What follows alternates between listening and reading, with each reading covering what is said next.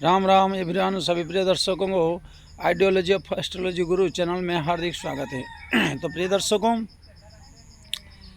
नित्य प्रतिदिन भांति आज हम भी राशिफल के ऊपर विचार करते हुए उपस्थित हुए हैं। आइए विचार करते हैं और आपकी दिन मंगलमय हो इस शुभकामनाओं के साथ। आगे बढ़ने से पहले आप सबकी प्यार भरा लाइक शेयर सब्सक्राइब कमेंट अवश्य करें और जिससे हमें प्रोत्साहन मिले आगे बढ़ने की। और अधिक से अधिक शेयर करिए, लाइक करिए। जीवन में ज्योतिष एक ऐसा है कि जीवन को जब समझ में आ जाए, ज्योतिष के ऊपर जब नॉलेज हो जाए, तो हम अपने जीवन की जीवनचर्या को जान सकते हैं। हमें परमात्मा ने क्या दे के भेजा है और हम अपनी खुद अपने ताकत से क्या कर सकते हैं, ये ज्योतिष का मुख्य उद्देश्य है। जैसे हमारे जीवन में कई घटनाओं को घटता है, किसके साथ, गर्लफ्रेंड के साथ, किसके भाई के साथ, किसी के पत्नी के साथ, किसी के बच्चों के साथ कोई ना कोई घटना घटता है। तो इसका मुख्य उद्देश्य और इसी को जानना है। गोस्वामी तुलसीदास जी कहते, कौन ही सुख दुख गारदाता, निजकृत कर्म भोग सब भ्राता। कोई दुख सुख नहीं देता है, हमारे द्वारा किया हुआ कर्म ही वो उनको हम दिए थे, इसलिए वो हमें लौटाना है। चाहे वो गाली हो सकता है, चाहे वो पैसा हो सकता है। और किस समय क्या करना चाहिए नहीं करना चाहिए उसके ऊपर बताने के लिए ज्योतिष है, आपको जानने के लिए। कब किससे लड़ना चाहिए, किससे नहीं लड़ना चाहिए, कब किसके साथ कैसे व्यवहार करना है, इसको जानने के लिए तो हम आज उपस्थित हुए कन्या लग्न और सिंह राशि। तो प्रिय दर्शकों, राशि आज देखेंगे तो व्यय से है, व्यय भाव में है चंद्रमा, और लग्न देखेंगे तो सिंह है, सूर्य है।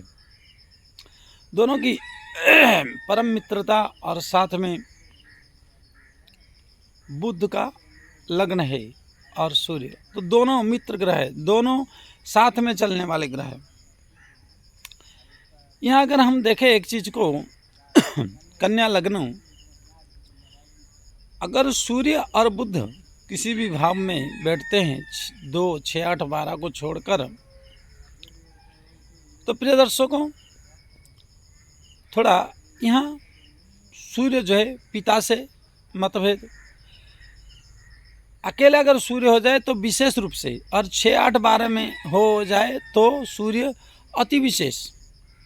पिता से मतभेद, पिता से दुश्मनी, पिता के साथ पटरी नहीं खाना, उस बच्चे को जिसका भी हो उसका हमेशा पिता से सपोर्ट ना मिलना,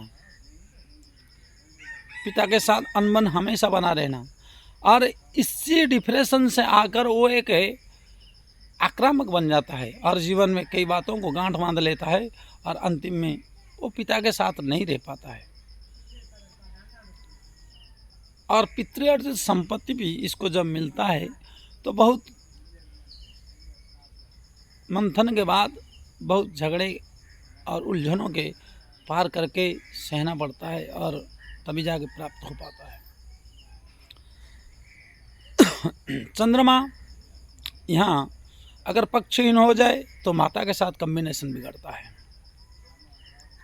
दोस्तों के साथ कम्बिनेशन बिगड़ता है, जीवन करियर में हमेशा एक अज्ञात भय सा बना रहता है। जितना भी खर्चा, मतलब जितना भी इनकम करके ले आओ वो गमाना ही गमाना है अगर पक्ष बलहीन हो तो। चंद्रमा क्योंकि द्वादश है लग्न से, और लग्न से द्वादश होने के कारण विशेष करके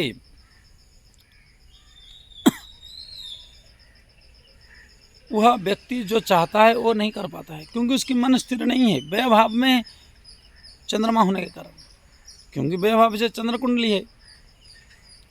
और लग्न कुंडली देखें तो लग्न सही है, और यहाँ बुध और चंद्रमा का पटरी नहीं खाता है, और बुध के राशि से चंद्रमा द्वादश है, तो एक बुद्धि का कारक है तो एक मन का कारक है। मन बुद्धि दोनों शत्रु है। चंद्रमा नहीं मानता है लेकिन बुद्धि मानता है मेरे शत्रु है। मतलब विशेष करके इस कुंडली वाले को पिता का। दूसरी बात, ये किसी के ऊपर भरोसा करे, अगर बुध कहीं अकेले बैठ जाए सप्तम भाव में या व्यय भाव में या 6, 8, 12 में से किसी में, तो ये किसी के ऊपर भरोसा करके कोई भी बिजनेस व्यापार करता है तो इसको धोखा ही मिलता है, इसको धोखा खाना पड़ता है प्रिय दर्शकों।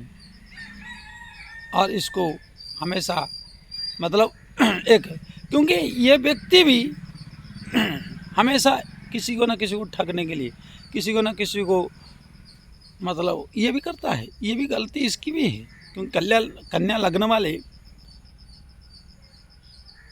ये इनके अंदर 25%, 30% गुण पाया जाता है।